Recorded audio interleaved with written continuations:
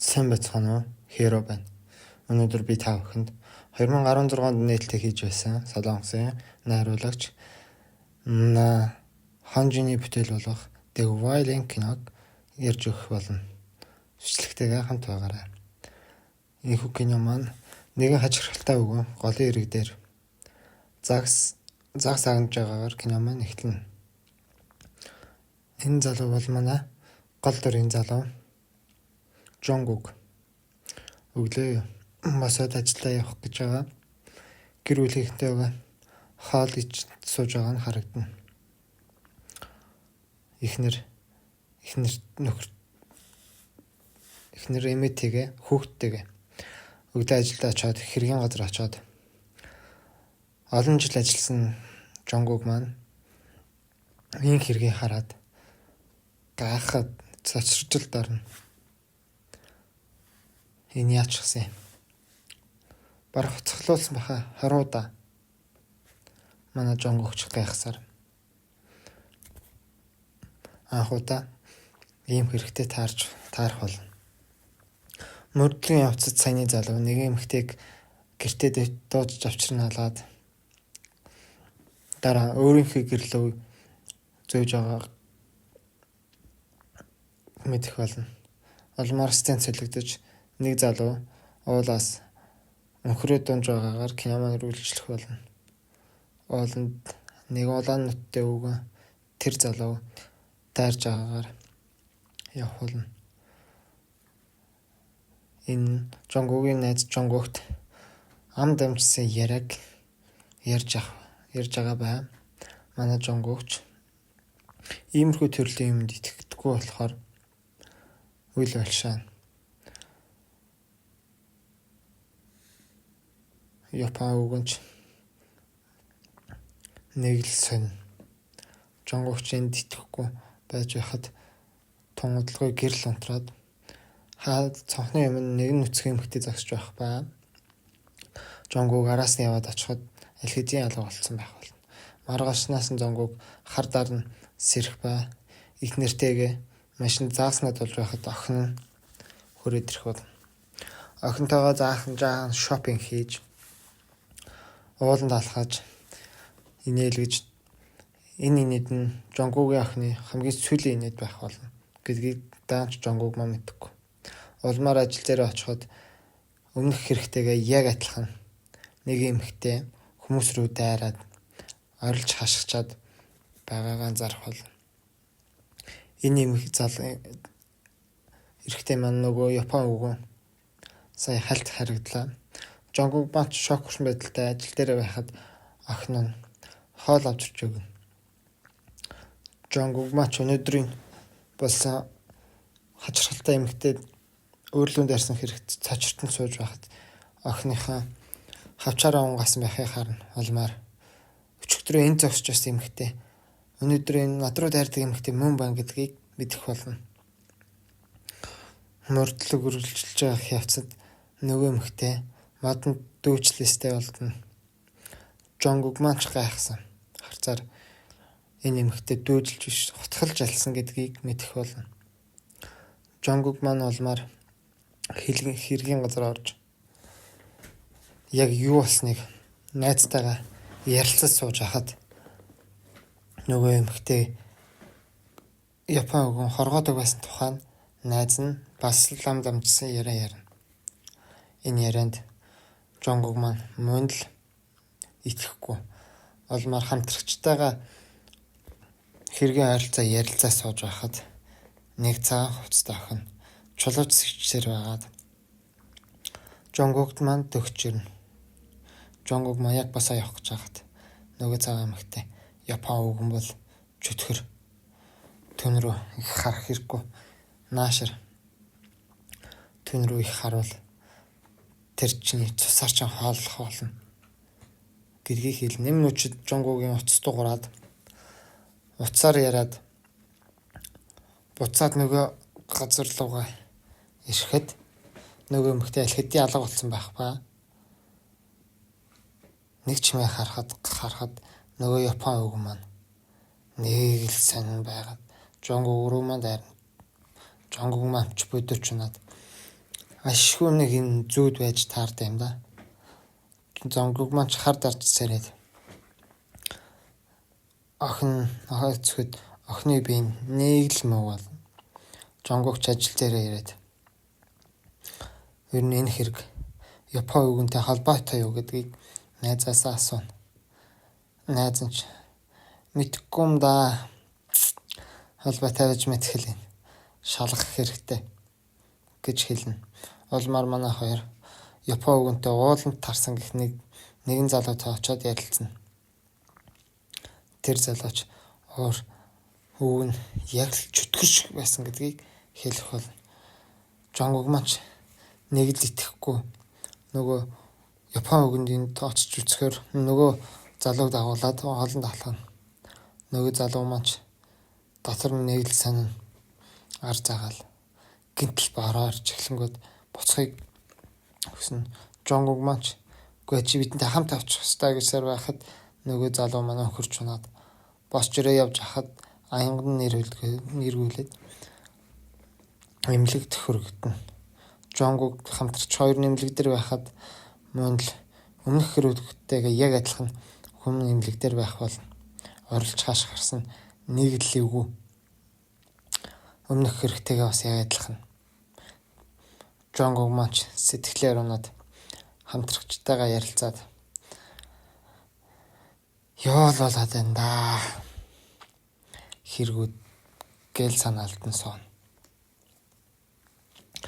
Сууж ахт нэг эмэгтэй бас хоолны газар өвдсөн шинжтэй сууж авах.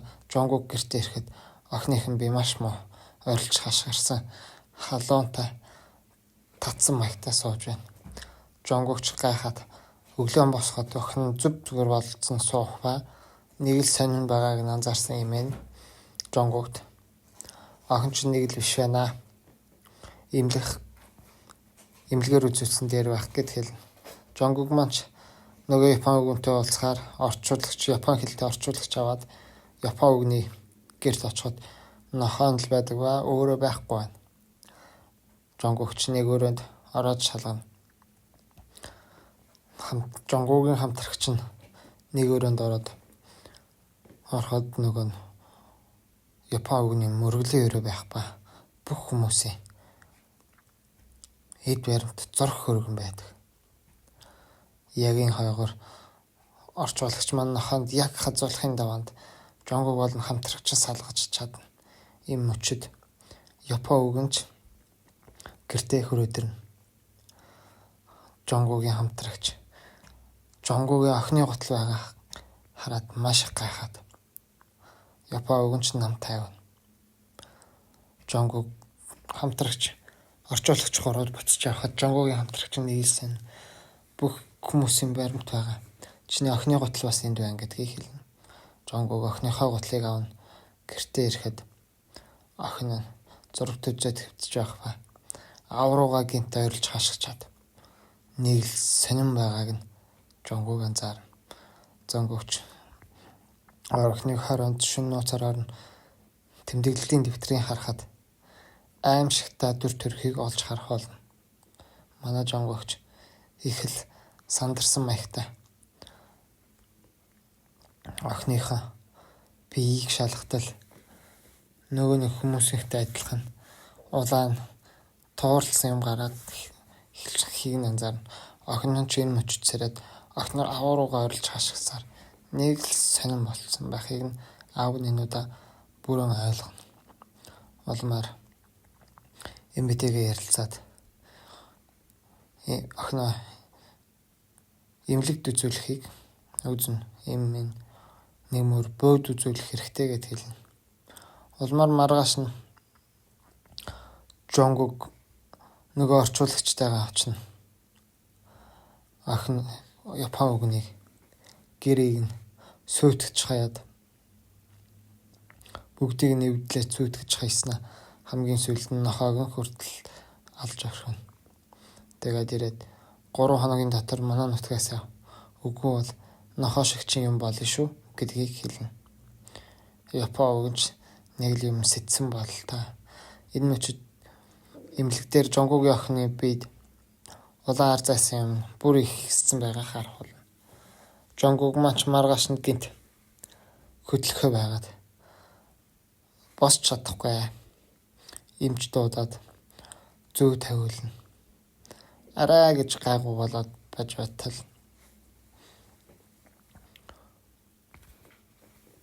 охин нь их нэрийг нь хотголцсон байхыг хараад маш их цочирдно. Түргэн дуудаад их нэрээ өвжөөлээд хамтрагчтайгаа нэг л биш байгаа хэлээд олмаар бөөг дуудахаар шийднэ. Бүү маань хөрөөд ирснэ тэр торхыг авч ир гэд хаагалж ороход дотроос хэрэг байгаа хараад их л өвг юм бол та зан уйл хийх ёстой гэдгийг хэлнэ. Манай бүүч зан уйл хийгээд байж хахад охиных нь би маш муу болно. Бүү залуу маань жонгогт хараад охины чинь би нэг л биш байна. Бид нэр зан уйлаа илүү том хийх хэрэгтэй гэдгийг хэлэх болно. Жонгог бүүтэйгээ ярилцсны эцэст илүү том мөрөглөг хийх болно. Бөөч мөнгө бэлтцгээгээд хэлнэ.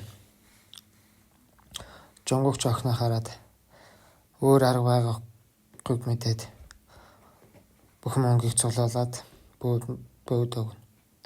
Энэ үед охин ухаангүй хэвдэж ах ба нөгөө Японы үгэн чинь харин ууланд алхаж байх болно. Бас л нэг зан уйл хийх гээд бэлдчих шиг бол та нэг машин дээрээд нэг хувцс мовцаавна. Голын ирэг дээрх байшинд очино. Нөгөө бөөч жонгуугийн гэрт хоёлаа хоёр талаас мөрөглөө эхэлнэ. Мөргөлж яг идтер явж хахад жонгуугийн охины бие улам их моотох ба жонгууг улмаар мөрөглийг болиулахаас өөр замгүй болно. Мөрөглөө болиулаад имлэг таваачна. Нөгөө орчуулагч заруу их гайхсан царайгаар Японд л нэг их учир байгаа гэд хэлнэ. Өөрийнхөө нэг ахмад хүнтэйгээ олзуулна. Улмаар жонгуг маань маргааш найзуудтайгаа ярилцсан. Япон үгнийг энэ нутгаас хөөж явуулах хэрэгтэй гэдгийг хэлэх болно. Найзууд нь ч зөвшөөрж олмаар тэд хөдөлцөх болно. Манай Япон үгэнч нэг л сайн болсон. Жонгуг маань хэд маань нөгөө найзуудтайгаа ирэхэд нэг л хүн зоон бич маягийн хүн найзууд руу дайраад нэг найзыг хазаад амжих ба цагсан ч цөгцсөн ч чулуугаар цагсан ч тармуураар цагсан ч өгөхгүй байж агаад гинтэл очор битүүлгээр өгөх болно. Им очид Япон үг нь ард нь байгаа харсан жонгуг найзуудтайгаа араасан гүйх ба Япон үг нь ч зогтож явж агаад нэг хавцал дээрээ сунаад мунчин араасан жонгуг үхсэсхийг шалгахаар хүрээд ирээд би заавал алах ёстой гэ байж хахад нөгөө Япон үгэнд нөгөө цагаан хувцастай охин харагдана.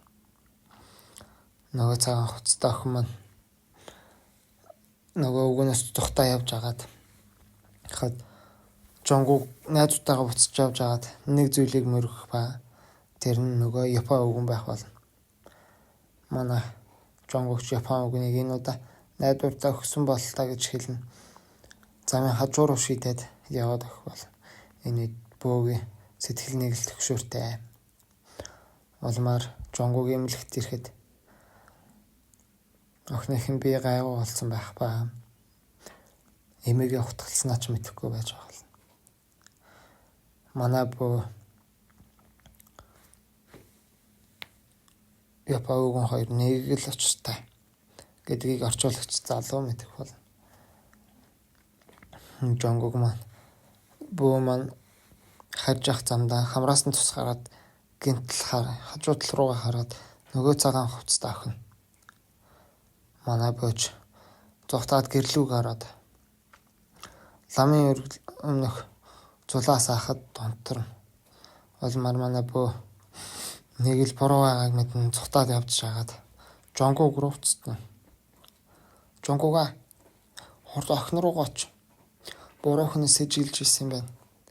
Япон өвгөн бол сайн хүн юм байна. Нөгөө цагаан хувцастай охин л бүх буруутны юм байна гэдгийг хэлэх болно. Жонгук мач гэрт очоод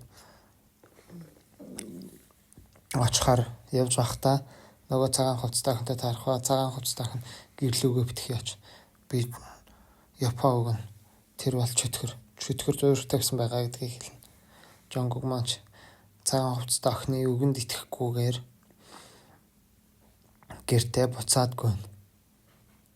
Энэ үед нөгөө орчуулагч залуу Япон өвгнийг олоод очсон байх ба Япон өвгөн ч нөгөө орчуулагч залууд жинхэнэ дүр төрхөө харуулах болно.